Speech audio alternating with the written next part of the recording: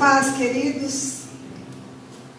Eu posso dizer a você que é triste estar aqui e ver os bancos desta igreja vazios, com exceção de algumas pessoas que estão aqui, esses irmãos que estão nos acompanhando aqui no louvor. Mas demais, a nossa igreja está vazia. Eu sei que não tem sido dias fáceis, nem para mim, nem para você, eu tenho certeza disso. E Deus tem falado muito ao nosso coração e nós temos procurado colocar mensagens no grupo de WhatsApp, de mandar alguns áudios. Tentamos já algumas vezes, alguns vídeos. Mas eu quero dizer a você que nós temos orado muito nesse tempo onde nós estamos separados geograficamente, fisicamente, mas nesse tempo onde nós estamos unidos no Espírito de Deus em oração. E o desejo do meu coração, como pastora desta igreja, como sua pastora, é que Deus verdadeiramente te abençoe todos os dias. Que Deus derrame sobre você a unção dEle, a proteção dEle, e que assim Ele seja glorificado no nosso meio. Nesta noite eu quero falar um pouco sobre ansiedade, porque as pessoas têm me procurado, eu tenho ouvido falar e tenho sabido de muitas pessoas que têm tido crises de pânico, crises de ansiedade, crises de medo, de angústia.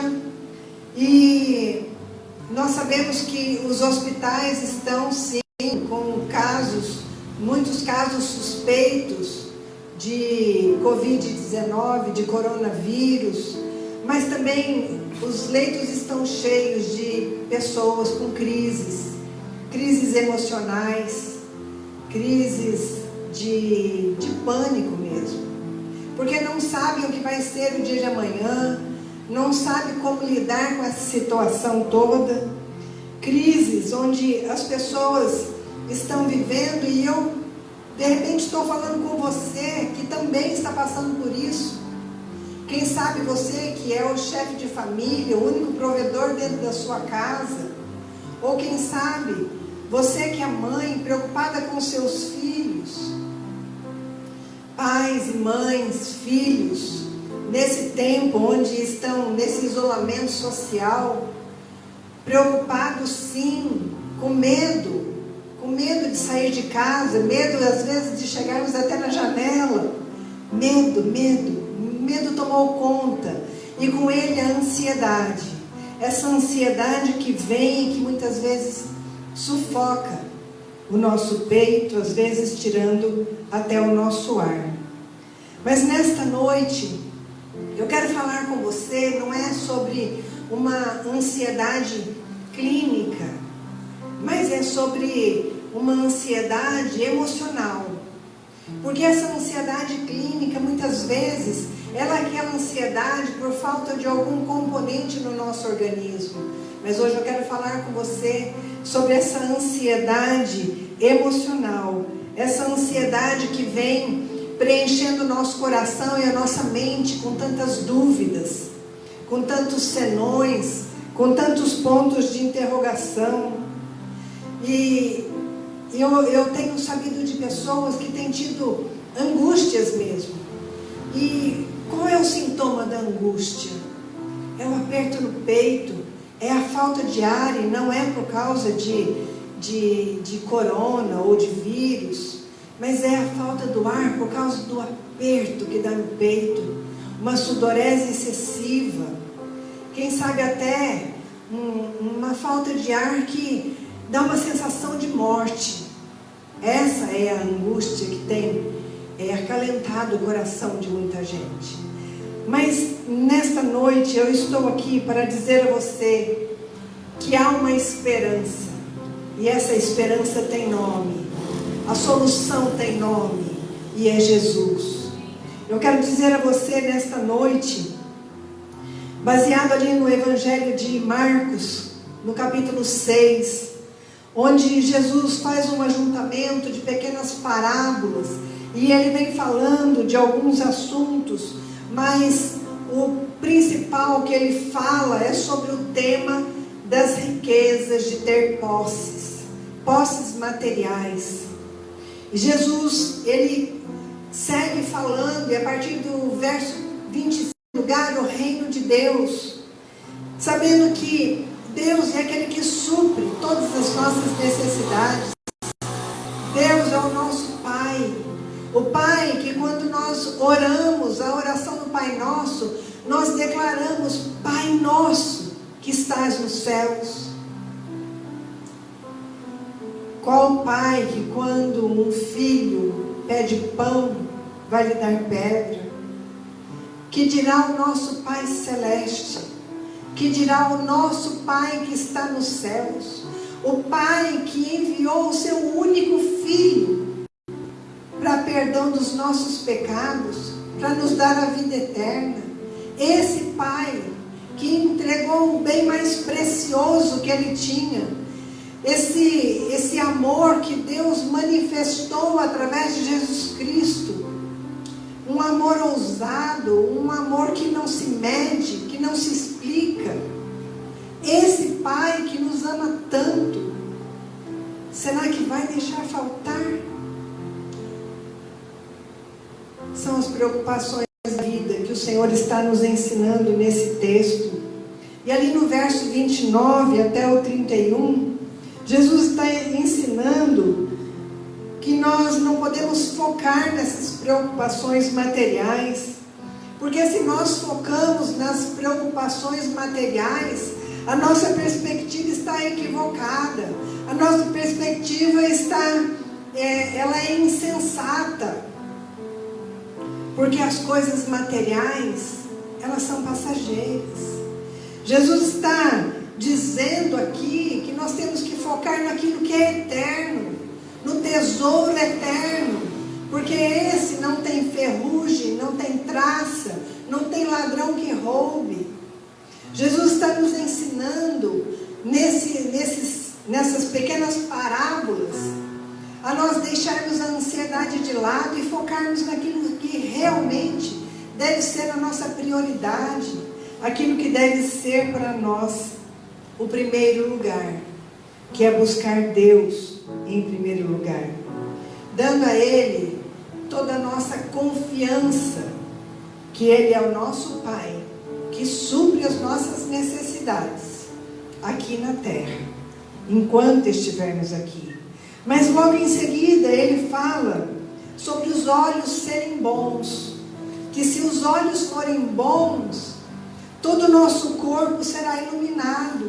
E quando aqui literalmente a palavra bons significa sinceros, olhos bons são olhos sinceros, olhos genuínos. E aqui ele está se reportando à generosidade. E quando ele fala que os olhos também podem ser maus, isso ele quer dizer que os nossos olhos, quando ele diz mal, pode ser que ele está dizendo que os nossos olhos são egoístas, que são mesquinhos. Portanto, nós não podemos, é isso que Jesus está ensinando, não servir a dois senhores. Ou nós somos mesquinhos e egoístas, ou nós somos bons e somos generosos. Esse texto, Deus está dizendo aqui, até o versículo 21, que, ali até o 24, que Ele está dizendo que nós não podemos servir a dois senhores. E eu quero ler com você, quando Ele começa a falar sobre as preocupações da vida. E é a partir ali do verso 25. Você que está com a sua Bíblia, aí junto com a sua família, na sua casa, ou mesmo você que está sozinho, que você possa agora fazer essa leitura comigo. Mateus capítulo 6, a partir do verso 25.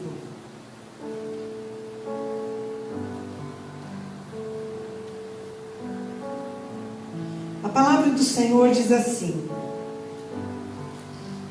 portanto, eu lhes digo, Não se preocupem com a sua própria vida, quanto ao que comer ou beber, nem mesmo com o seu corpo, quanto ao que vestir. Não é a vida mais importante que a comida e o corpo mais importante que a roupa? Observem as aves do céu. Não semeiam, não colhem, nem armazenam em celeiros. Contudo, o Pai Celestial as alimenta. Não tem vocês muito mais valor do que elas? Quem de vocês, por mais que se preocupe, pode acrescentar uma hora que seja à sua vida? Porque vocês se preocupam com roupas? Vejam como crescem os lírios no campo. Eles não trabalham nem tecem. Digo que nem Salomão, contudo eu lhes digo que nem Salomão, em todo o seu esplendor, vestiu-se como um deles. Se Deus veste assim a erva do campo, que hoje existe e amanhã é lançada ao fogo, não vestirá muito mais a vocês, homens de pequena fé? Portanto, não se preocupem dizendo que vamos comer, ou que vamos beber, ou que vamos vestir, pois os pagãos é que correm atrás dessas coisas. Mas o Pai Celestial sabe que vocês precisam delas. Busquem, pois, em primeiro lugar o reino de Deus e a sua justiça, e todas essas coisas lhes serão acrescentadas. Portanto, não se preocupem com o amanhã, pois o amanhã trará as suas próprias preocupações. Basta cada dia o seu próprio mal. Esse texto, ele é tão maravilhoso, porque Deus demonstra o seu amor generoso e o seu cuidado, a sua generosidade para conosco, citando o exemplo aqui das aves e dos lírios no campo. Porém, o Senhor fala nesse texto, ele deixa muito claro que é uma proibição. Não andeis ansiosos. A palavra do Senhor é clara, não andeis ansiosos. Ele está dizendo que você, para não ter ansiedade, não quer dizer que você vai ficar de braços cruzados, só porque Deus, que é o nosso Pai, supre as nossas necessidades em Cristo Jesus. Não é para nós ficarmos de braços cruzados esperando cair do céu, mas assim como as aves, o próprio alimento, e a palavra diz que o Senhor é que as sustenta, assim também nós, nosso alimento. Mas hoje estou aqui para dizer desse alimento espiritual, esse alimento onde a palavra de Deus que nos alimenta é que pode tirar de nós essa ansiedade e essa preocupação com as coisas materiais. Essa preocupação que tem nos envolvido todos os dias. A confiança deve estar somente em Deus. O texto é muito claro que para nós deixarmos essa ansiedade de lado, nós devemos colocar a nossa confiança no Senhor. O Senhor é o meu pastor, de nada terei falta. Assim, a atitude adequada de colocar Deus em primeiro lugar, de buscar o reino de Deus e a sua justiça, e é promessa dele que ele vai suprir todas as nossas necessidades.